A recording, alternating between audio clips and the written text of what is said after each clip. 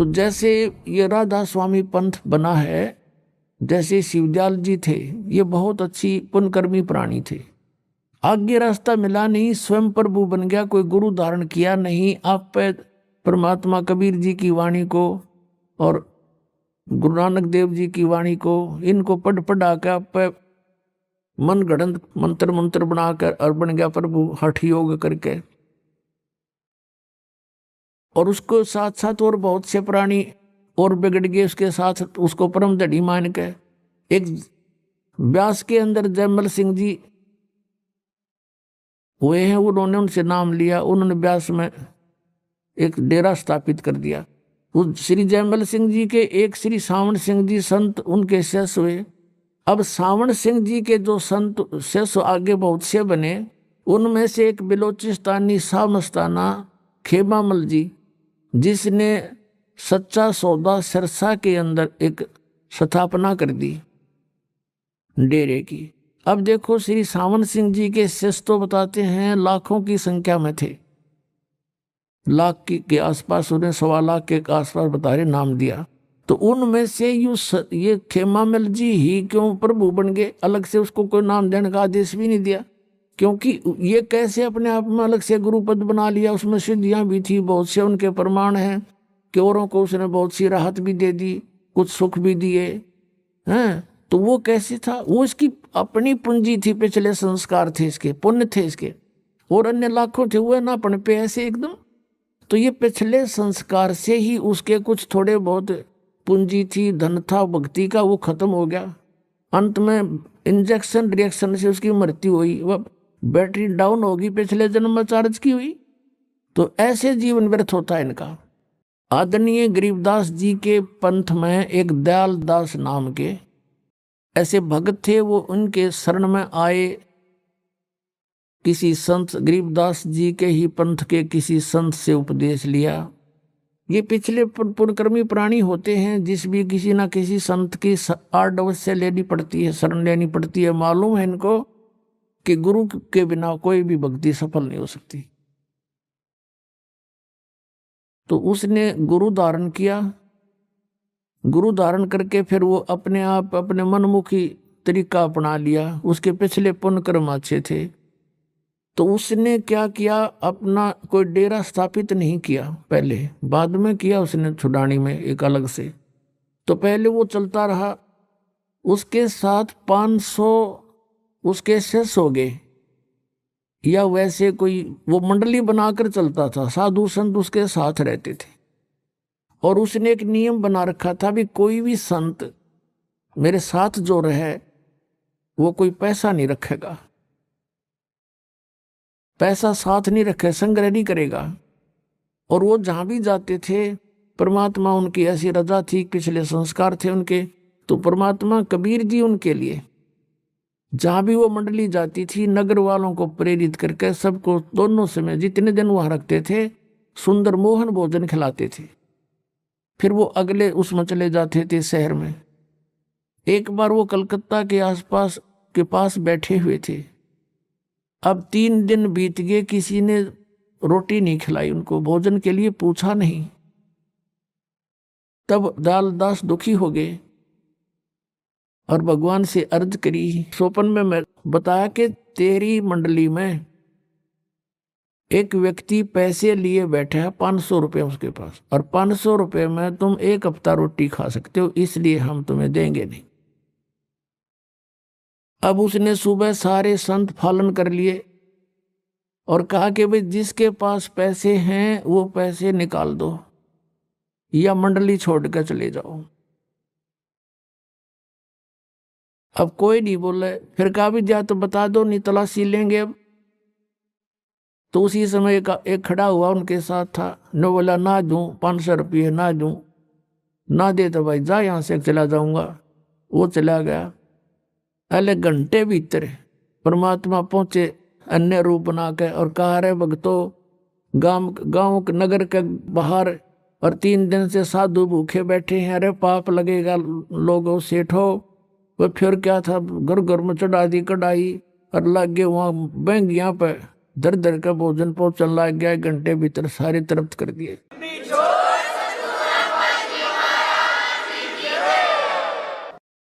पुण्यात्माओं, हम इतना विश्वास कर नहीं पाते भगवान पे।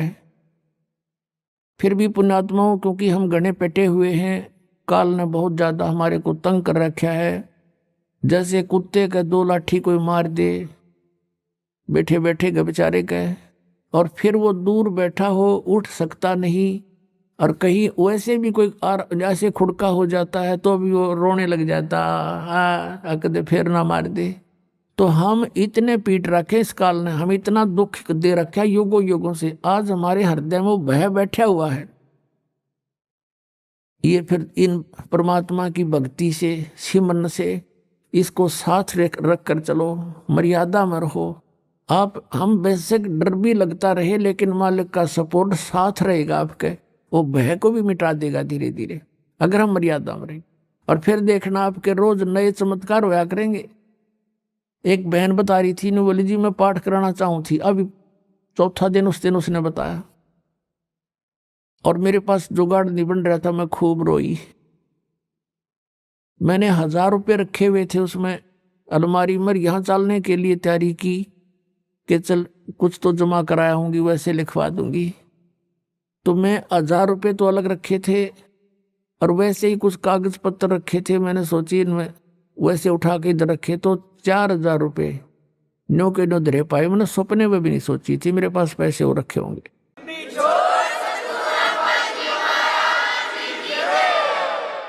कदे पैसा जुड़ा ही नहीं था मेरे पास, 4000 इकट्ठे धरने का ब्योते नहीं हो लिया था, खर्चे इतने थे। तो पुण्यात्माओं, हमने तो नीत साबित करनी है, सारी सृष्टि का पालन करने वाला 18 लाख व्यक्तियों को एक प्रधानमंत्री नहीं खिला सकता 3 दिन का भोजन जिस तरह परमात्मा ने खिला दिया। फिर यहाँ का राज ने के चाटेंगे हम, जिस परमात्मा ने सतलोक से लाकर यहाँ का नहीं चवन्नी भी ली, आटा भी नहीं लिया इस नकली लोक का, सतलोक से ले आया। तो वहां ये भरे भंडार हैं, तो हम वहां क्यों नहीं चले? तो हम चले तो हमने राह नहीं पता था। जैसे राधा स्वामी पंथ है, धन धन सतगुरु पंथ, जय गुरुदेव पंथ, हरियुद्धनोदाड़ा राधा स्वामी पंथ, ये सारे सतलों की महिमा गाँव है। ये काल के जाल में फंसे हुए 5 नाम काल के जाप कर बात करें सतलोक जान की, तो ये कैसे जा पाएंगे? विधि ठीक नहीं इनकी। अब विधि ठीक कर लो, सारे चले जाएंगे परमात्मा ने तो कर रखा। अभी सभी जीव इस सतनाम को प्राप्त करके सतलोक जाएंगे। सतनाम 2 अक्षर का, जिसमें एक ओम है, एक तत् है, वो सांकेतिक है। तो कहने का दास का जो भाव था, अब उसी टॉपिक पर आते हैं कि सतयुग त्रेता द्वापर में जो प्राणी अच्छी आत्माएं होती हैं उनको जन्म मिलता है। और वो कौन होती हैं? जैसे अब ये बैन उठ गया मालिक ने खोल दिया ये भंडारा मोक्ष का, ओपन कर दिया है मोक्ष पे, और ये मंत्र और ये वो मूल ज्ञान जो अभी तक छुपा के रखना था वो भी। तो अब अरबों खरबों की संख्या में पुण्यात्मा सतलोक जाएंगे जो इस मर्यादा में रहेंगे।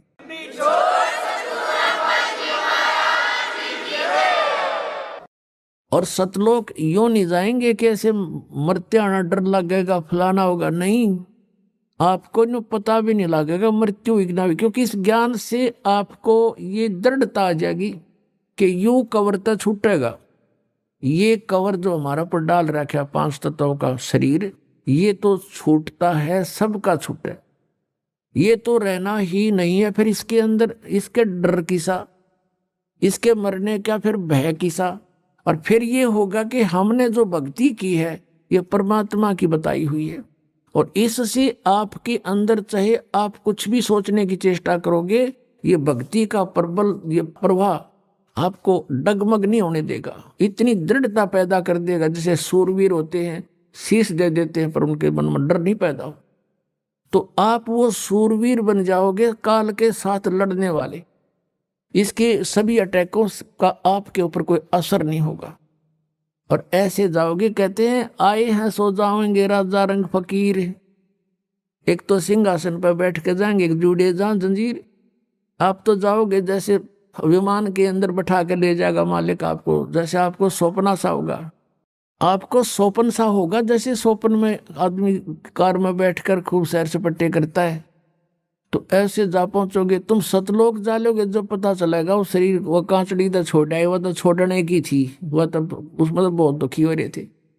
तो ये सारे जो तरीके मालिक करेगा आपके लिए। न जीव तो एक चौने नहीं छोड़ सकता अपने हिसाब से। तो हर सारा कुछ ऑपरेशन पे डॉक्टर का ही होता। मरीज जब उसके ऑपरेशन थिएटर में समर्पित हो जाता है, तो आप समर्पित हो जाओ, फिर वो करेगा सारा कुछ आपको। हर तरह से बचाव करेगा। जो आवश्यक वस्तु होगी वो आपको देगा, नहीं होगी तो नहीं देगा। तो डॉक्टर के अंतर्गत अंडर ट्रीटमेंट होने के बाद मरीज ने अपने नहीं चलानी चाहिए, वो रोग को बढ़ा सकता, घटा नहीं सकता, ये सोच लेना।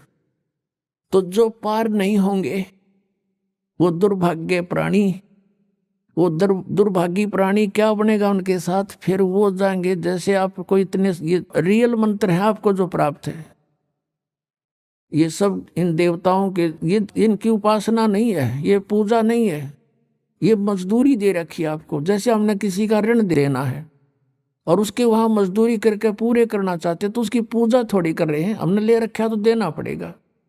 तो ऐसे ही इन भगवानों की जो मजदूरी आपको दे रखी है यहाँ के प्रभुओं की, तो ये बहुत बड़े, बहुत गजब के मंत्र हैं, बहुत अच्छे। और इनकी पूंजी आपके पास ढेर हो जाएगी। इनका ऋण भी आप उतार नहीं सकोगे, क्योंकि ऋण तो परमात्मा उतरवा होगा, साथ खड़ा होकर। यू काल तो धोखा देता है तुम्हारे साथ। तो जो पार नहीं होंगे वो दुर्भागी प्राणी यही रह जाएंगे।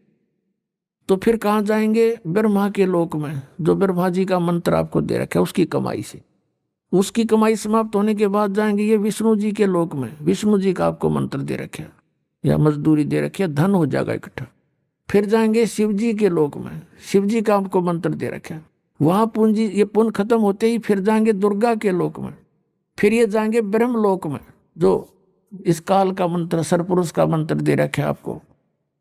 और उसके बाद जो सतनाम प्राप्ति है, सारनाम प्राप्ति है, ये भी रह जाएंगे। ये नहीं कि सार नाम मिल गया तुम होगे पार, नहीं। मर्यादा सबसे बड़ी चीज है। अब जैसे सारी टिकट ले रहे हो, जहाज में बैठे नहीं, उतर गए नीचे, फायदा क्या हुआ उसका? डाल लो जेब में टिकट ने, वह कैंसिल होगी। तो ऐसे ही आप जी ने इस परमात्मा के द्वार से हटना नहीं है। द्वार धनी के पड़ा रहे, धक्के धनी के खावे, और 100 काल जगजोली पर द्वार छोड़ नहीं जावे। जहाज तो उतरे नहीं नीचे, टिकट आपने ले रखी है। तो फिर कई कहते हैं यहाँ से जैसे बिना ज्ञान के व्यक्ति चले गए, नाम त्याग के, मतलब इस स्थान को त्याग के। अब का मंत्र तो ये जाप करेंगे और गुरु और बना लेंगे। वाह भाई वाह, टिकट जहाज गिर बैठ गया गधे पर जाके। अकल देखो इनकी।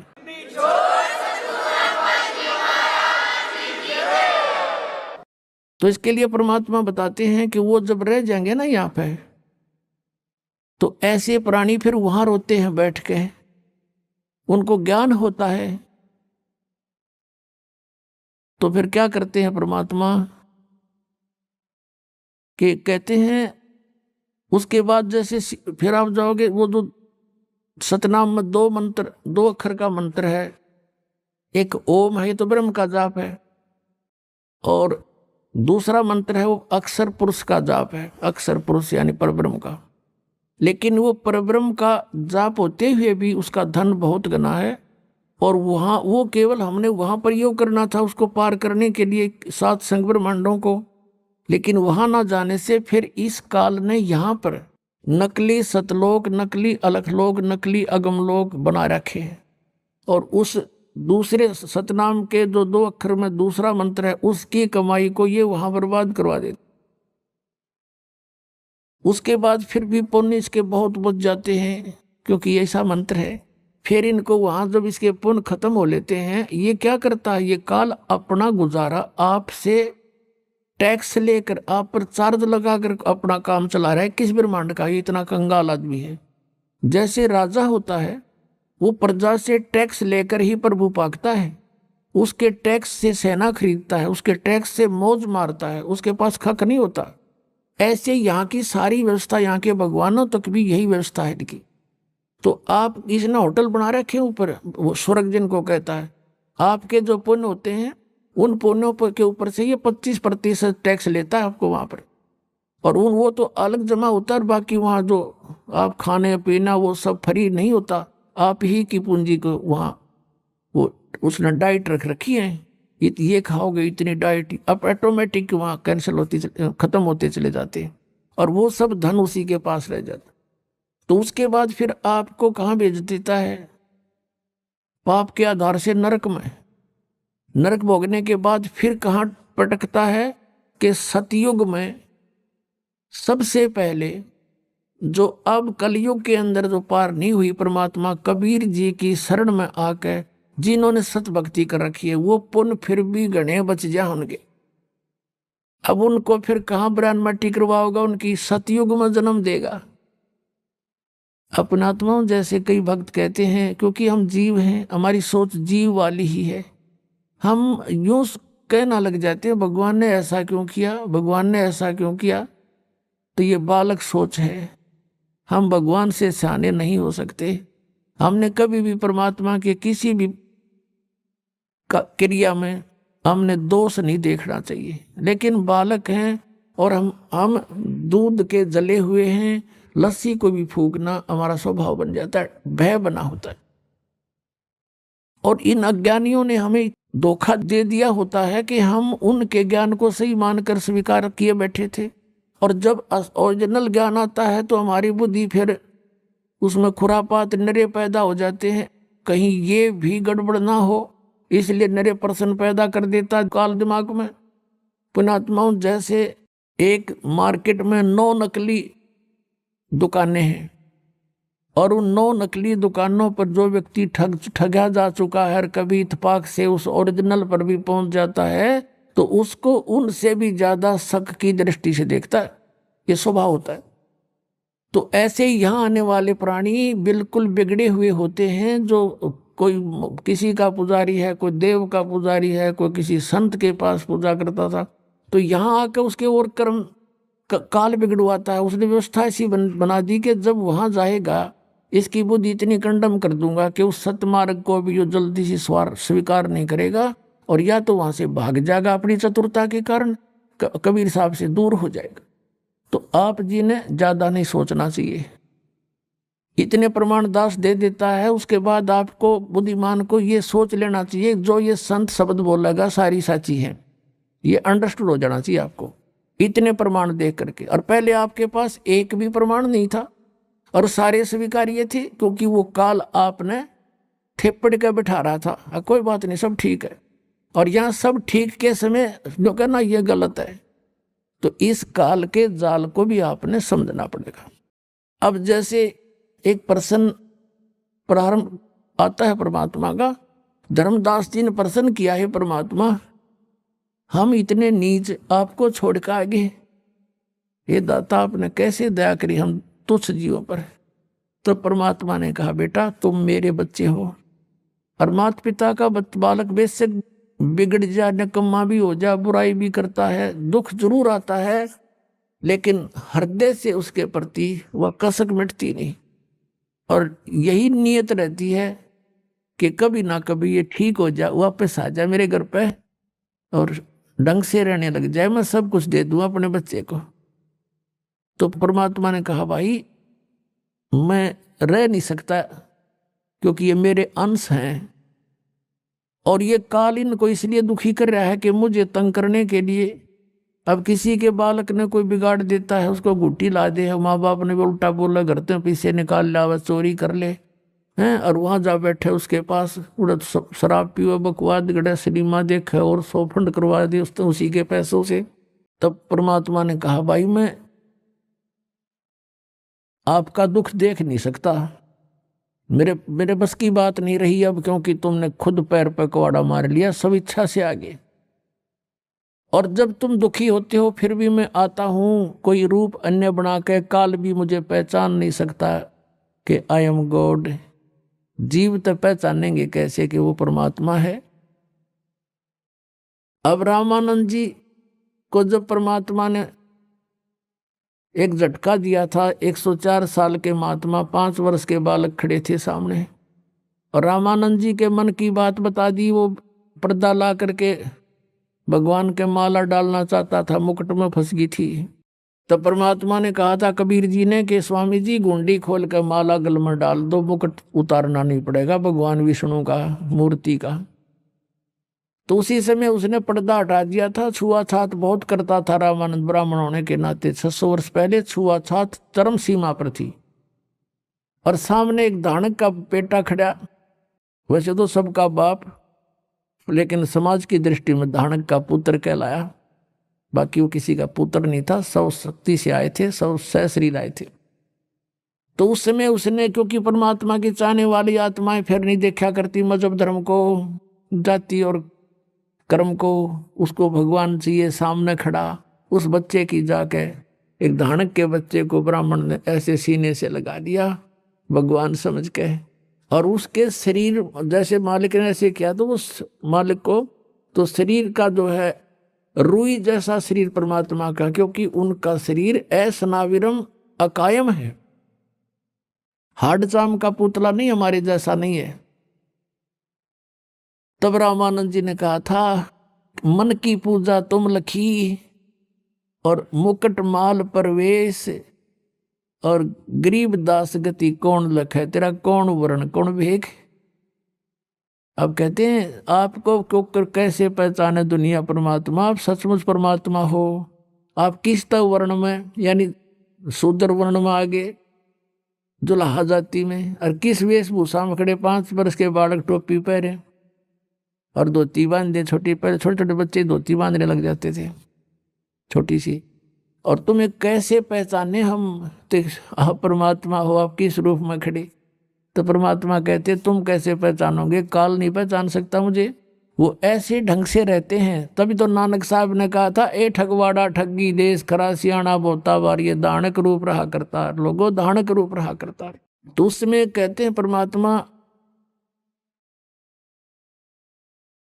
कि मैं, जब ये मेरी आत्मा तपस्या पर तंग पा रही थी, भटक रही थी, मटक रही, चटक पटक हो रहा था, इनको खील की तरह भून रहा था ये काल। उस समय वहां पर ये यहाँ के गुरु भी उसके ऊपर पिट रहे थे, जलाए जा रहे थे। यहाँ के देवता जो शरीर छोड़ के वो भी वहां पर भूनने जा रहे थे। अन्य प्राणी भी, गुरु भी, शस भी वहीं पिट रहे थे, भून रहे थे। तब मैं वहां पहुंचा। मेरे जाते उनकी तपस्या पर जहां भून कर ये काल खाता है, वो एक बहुत बड़ा तवी होती है ना, तवी बहुत बड़ी, ऐसी इस टाइप की पत्थर की शिला, वो अपने आप गर्म रहती है, उसके ऊपर ये डाल देता है उसको। और वहां चटक मटक होते हैं जीव, 1 लाख प्रतिदिन मानव शरीरधारी प्राणियों को वहां फूकता है। अपनात्मा जैसे ये कवर है, ये तो यहाँ रह जाता है। जैसे बादाम होता है, बादाम का ऊपर का छिलका यूजलेस होता है, लेकिन उस छिलके बिना अंदर की गिरी नहीं बनती। तो इस कवर से वो अंदर के सूक्ष्म शरीर में जो सारे जीवन में आप आहार करते हो, और आप देखते हो इस काल का जाल है कैसा कि प्रत्येक प्राणी व्यसन करवाता, सबसे व्यसन, हुक्का, तमाकू, शराब, मांस, ये जरूर बाई फोर्स करवाता है किसी ना किसी तरीके से। और फिर उसके माध्यम से अंदर सूक्ष्म शरीर पर गंध पैदा कर देता है, गंध इसका आहार बनता है जिसे। और उसको तपस्या पे भून के, उन जीव तो मरता नहीं, लेकिन मरने उस समय इतनी पीड़ा होती है पूछो मत। और उसमें से गंध निकालता है वो भून का कति, और फिर उनको वो अचेत हो जाते हैं प्राणी वहाँ। फिर कुछ देर के बाद फिर उनको फेंक देता, उड़ा देता है। फिर रास्ते में कहा करके सचेत होते हैं, और फिर वो धर्मराज के सामने आकर लाइन में खड़े हो जाते हैं। वो आगे कर्मों का दंड अलग अलग से है। तो वहां जब वो खड़े थे तपस्या पे भुने जा रहे थे, परमात्मा पहुंच गए, और सभी प्राणियों की वो जलन समाप्त होगी जो जिसके कारण वो पीड़ित थे। तपस्या ज्यों की तो सुलग रही है, लेकिन वो आंच, उसकी आंच जो है प्राणियों को तंग नहीं कर रही। उस मालिक के वहां पहुंचते ही तब वो सोधी में आए, देखा कि सामने कौन खड़े हैं, इतना सुंदर शरीर। उनसे पूछा कि हे भगवान, उन्होंने समझ लिया कि परमात्मा है। उन्होंने, क्योंकि यहाँ हमने यही पता है कि कर्म का दंड भोगना ही पड़ता है। तब सभी वहाँ बुद्धिमान व्यक्ति भी थे जो गुरु पद पर थे। उन्होंने कहा कि प्रभु, हम या कौन से कर्म का भोग रहे हैं।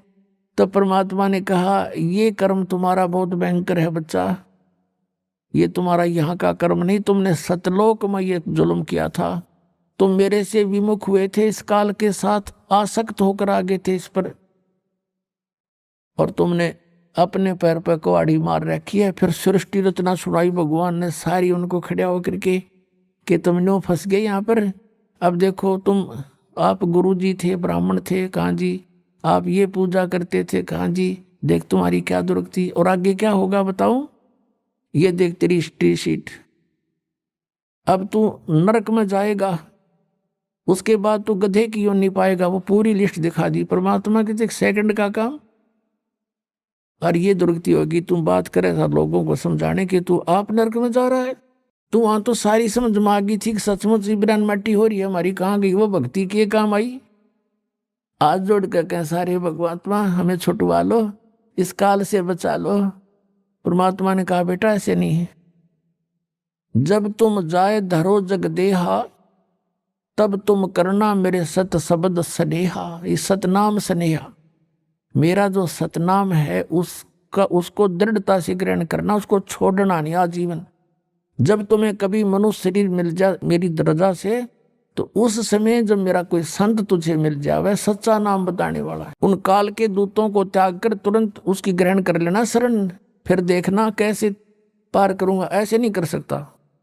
तो उसी समय वो काल आ गया उनको खाने के लिए, उसको समय निर्धारित था उसका, लेकिन उस दिन परमात्मा की रजा से वो जीव वहां से गए नहीं थे, उसने समय फिक्स कर रखा है, इतने समय के बाद वो जीव वहां से ऑटोमेटिक उड़ जाते हैं अचेत स्थिति में ही, और रास्ते में वो सचेत होते हैं, फिर वो ऐसे क्रिया थी। उस दिन परमात्मा की रजा से वो वहां से गए नहीं।